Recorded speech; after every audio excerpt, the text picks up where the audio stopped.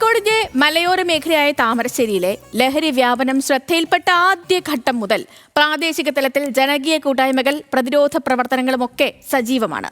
എന്നാൽ വധഭീഷണി മുഴക്കിയും ആക്രമണങ്ങൾ അഴിച്ചുവിട്ടും ജനകീയ പ്രതിരോധത്തെ തകർക്കാൻ ശ്രമിക്കുകയാണ് അവിടുത്തെ ലഹരി സംഘങ്ങൾ. News Malayalam the biggest.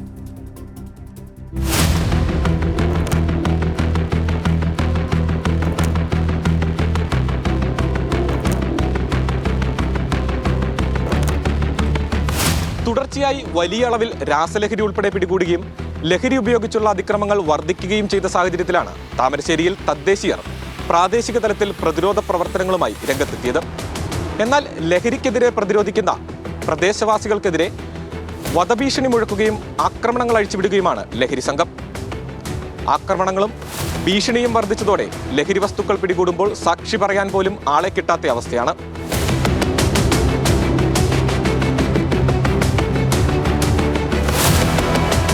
പോലീസിന്റെയും എക്സൈസിന്റെയും സഹായത്തോടെ മഹല്ല് കമ്മിറ്റികളുടെയും രാഷ്ട്രീയ യുവജന സംഘടനകളുടെയും നേതൃത്വത്തിൽ ജനകീയ കൂട്ടായ്മകൾ രൂപീകരിച്ചാണ് അടിവാരം, പുതുപ്പാടി, താമരശ്ശേരി ഉൾപ്പെടെയുള്ള മേഖലകളിൽ ലഹരിക്കെതിരായ ഇടപെടൽ നടന്നു വന്നിരുന്നത്.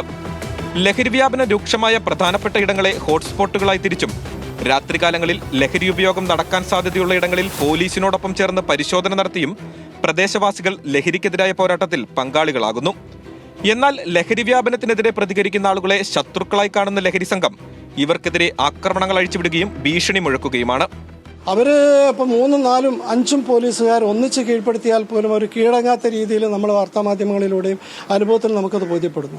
വീടുകളിലാണെങ്കിൽ വീടുകളിൽ പരാക്രമം ഉണ്ടാക്കുമ്പോൾ മറ്റ് ലഹരികളിലൊക്കെ പഴയ കാലങ്ങളിലുള്ള ലഹരികളെ കീഴ്പ്പെടുത്തുന്ന പ്രകാരമല്ല. ഇത് ഒരു നിലക്കും അവരെ കുടുംബത്തിനോ ബാക്കിയുള്ളവർക്കോ ഒന്നും അവരെ ശോഭിക്കാനും പിടിച്ചു നിർത്താനും കഴിയുന്നില്ല എന്ന് മാത്രമല്ല, പെട്ടെന്ന് അവർ അക്രമത്തിലേക്ക് പോകുന്നു.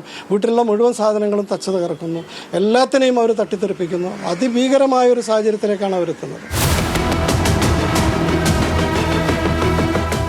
പോലീസിന്റെയും എക്സൈസിന്റെയും നേതൃത്വത്തിൽ ലഹരി വിൽപ്പനക്കാരെയും ഉപഭോക്താക്കളെയും പിടികൂടുമ്പോൾ ഇതെല്ലാം കണ്ടു നിൽക്കുന്നവർ പോലും സാക്ഷി പറയാൻ ഭയക്കുകയാണ്. മഹസർ തയ്യാറാക്കി കഴിയുമ്പോൾ ഒപ്പിടാൻ സാക്ഷികളെ ലഭിക്കുന്നില്ല എന്നത് വലിയ പ്രതിസന്ധിയാണ് സൃഷ്ടിക്കുന്നത്. അപ്പോൾ ഈ ഭീഷണികൾ വരുന്ന നേരം അവരും പിന്നോട്ട് നിൽക്കുക. ഇവിടെ പ്രത്യക്ഷത്തിൽ നിൽക്കുന്ന രാഷ്ട്രീയ, സാമൂഹിക, സാംസ്കാരിക രംഗത്തുള്ളവരും പുറകോട്ട് നിൽക്കുന്ന നേരം പൊതുവെ നമ്മളെപ്പോലെ പ്രവർത്തനം നടത്തുന്ന നമ്മളെ കൂട്ടത്തിലുള്ള ലഹരി വിരുദ്ധ പ്രവർത്തകർക്ക് ഒരു ഉൾഭയമുണ്ട്. വേറുള്ള നാടുകളിലൊന്നും എന്താക്കുന്നില്ല, ഇതിനെപ്പറ്റി പ്രതിരോധിക്കാനോ ഇതിനെപ്പോലെ സജീവമായിട്ട് രംഗത്തിറങ്ങാനോ ആൾക്കാൾ കിട്ടുന്നില്ല. കിട്ടാത്തത് എന്താണെന്ന് വെച്ചാൽ ഈ ഭയപ്പാട് കൊണ്ടാണ്. ലഹരി ഉപയോഗം വർദ്ധിച്ച് മാനസിക നില തെറ്റിയ നിരവധി യുവാക്കളെയാണ് ലഹരി വിരുദ്ധ സമിതികളുടെ നേതൃത്വത്തിൽ ലഹരി വിമുക്ത കേന്ദ്രങ്ങളിലാക്കിയത്.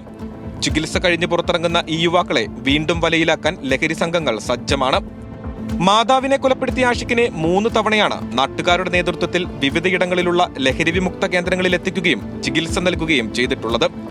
എന്നാൽ ചികിത്സക്കിടയിൽ മാതാവിനെ കാണാനെത്തിയ ആഷിഖ് വീണ്ടും ലഹരിക്കൂട്ടത്തോടൊപ്പം ചേരുകയായിരുന്നു. ഒരു തവണ സംഘത്തിലെത്തിയവനെ വിടാതെ വലിഞ്ഞു മുറുക്കുന്ന ലഹരിവല വലിയ ഭീതിയാണ് സൃഷ്ടിക്കുന്നത്.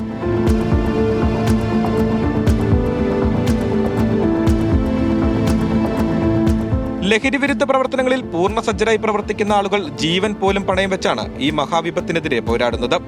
ഭീഷണികളെയും ആക്രമണങ്ങളെയും അവർ ഇപ്പോൾ ഭയപ്പെടുന്നില്ല. സാധ്യമായ രൂപത്തിലെല്ലാം പ്രതിരോധം തീർക്കാനാണ് ഇവരുടെ തീരുമാനം. ലഹരിക്കേസിൽ പിടിയിലായവരുടെ പേര് വിവരങ്ങളും ചിത്രങ്ങളും ഫ്ലെക്സ് അടിച്ച് പൊതുമധ്യത്തിൽ പ്രദർശിപ്പിക്കാനാണ് ജനകീയ കൂട്ടായ്മകളുടെ തീരുമാനം.